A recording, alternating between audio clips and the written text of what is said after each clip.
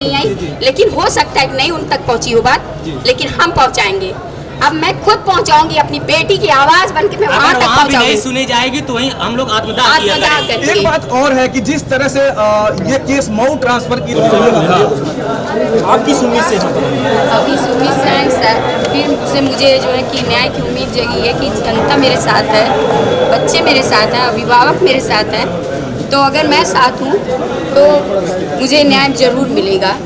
और मैं चाहती हूँ कि जो आजमगढ़ की टीम जो इस चीज़ पे जांच कर रही थी, अनुराग जी जो जांच कर रहे थे वही करे, क्योंकि वो ईमानदार हैं। और मैंने इसी बिना पे मैंने केस भी यहाँ वो किया था, क्योंकि मुझे कहीं ना कहीं डर तो ये था कि वो बाहुबली हैं, वो कुछ भी कर सकते हैं, और उन्होंने अपना बाहुबली दिखाया। जब दो लोग गिरफ्तार हुए तो आपको प्रशासन पर भरोसा हुआ, फिर छूटे ही फिर आप पर क्या बीती?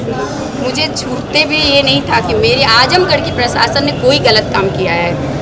जो इसमें मऊ के प्रशासन जो इन्वॉल्व हुए, जो आए थे, उनका मुझे नाम नहीं मालूम, लेकिन मैं यही सोचती हूँ शायद उनके पास बेटी नहीं थी। जो धनंजय मिश्रा जी हैं, शायद उनके पास बच्चे नहीं हैं, वो माँ की वेदना नहीं समझते। हम लोगों को बयान कम सुनते थे, वो अपनी बयान ज्यादा देते। उन्होंने एक बयान मेरे बोलने के हिसाब से नहीं लिखा है, मैंने पढ़ा है।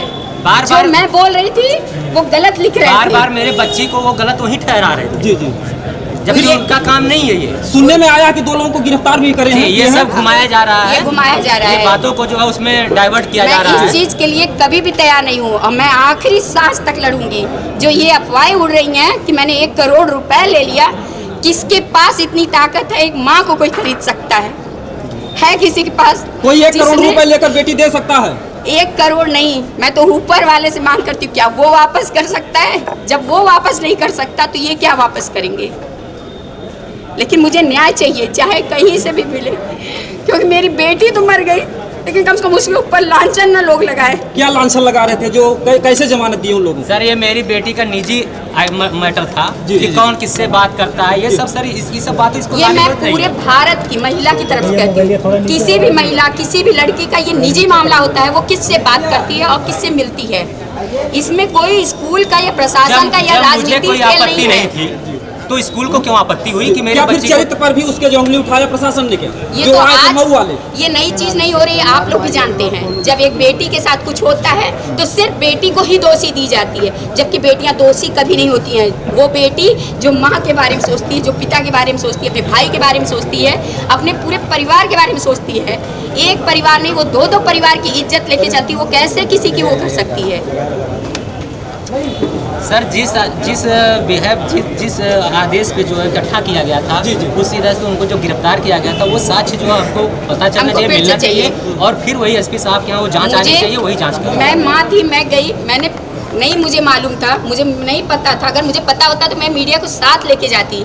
मुझे तो लगा मेरी बेटी जिंदा है, सही सलामत होगी, बस मैं जाऊँगी, मुझे भी डांटेंगे हो सकता है, अब मेरी बच्ची मेरे पास जिंदा वापस दे देंगे। लेकिन अगर मुझे पता रहता कि मेरी बेटी को लोगों ने मार डाला है तो मैं किसी को नहीं छोड़ती।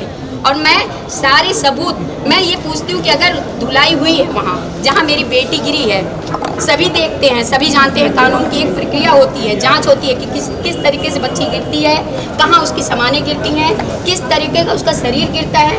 मेरी बेटी की न सर पे चोट लगी, न माथे पे चोट लगी, वो गिरी तो गिरी कैसे?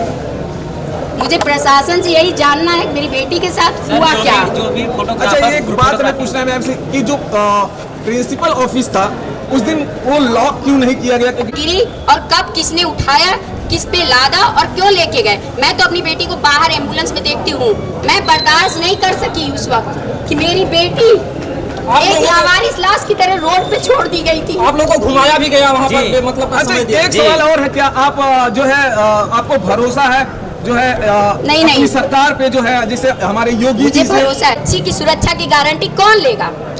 आपको योगी जी पर भरोसा? क्या कोई बयान आया? क्योंकि मीडिया से बातें वायरल हो रही हैं, अभी तक कोई बयान आया? सांसद निरहू जी जो कि भाजपा से अभी तक कोई बयान कुछ भी नहीं आया, कोई हमारे लिए सिंपैथी भी नहीं आई, लेकिन हो सकता है कि नहीं उन तक पहुंची हो बात, लेकिन हम पहुंचाएंगे।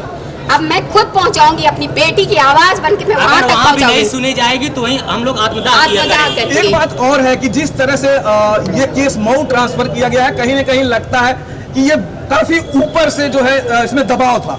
इसकी वजह से किया गया है। सर तो कहीं ना इसीलिए कहीं हम ठीक है, चाहते हैं कि इसीलिए हम सबका चाहते हैं। वास्तव जो है जांच हो। इसीलिए हम चाहते हैं जो प्रिंसिपल थी उसकी मोबाइल की जांच क्यों नहीं हुई? उस वक्त उसने किस किस से बात किया, किस किस को बुलाया, किस वकील से बात की, कम से कम उसकी भी तो जांच होनी चाहिए थी। सिर्फ एक मेरी बेटी की कीपैड मोबाइल की जांच इतनी लंबी हो गई, क्या कोई क्राइम किया था उसने या कोई अपराधी थी खूंखार? क्यों सिर्फ उसकी मोबाइल का निकाला गया वो प्रिंसिपल के, टीचर की? क्योंकि उस वक्त वो सब तो किसी से बात किए होंगे, बिना बात किए कैसे वहां इतने लोग इकट्ठा हुए थे? कहीं न कहीं इसमें बहुत बड़ी साजिश बताई जा रही है स्कूल की। साजिश बताई जा रही है, ये तो बहुत आश्चर्य की बात है कि बताई जा रही है। ये तो पूरी खुली खुली किताब की तरह साजिश है और है। आइए आप लोग वही बैठक हो रही है, वही चलिए।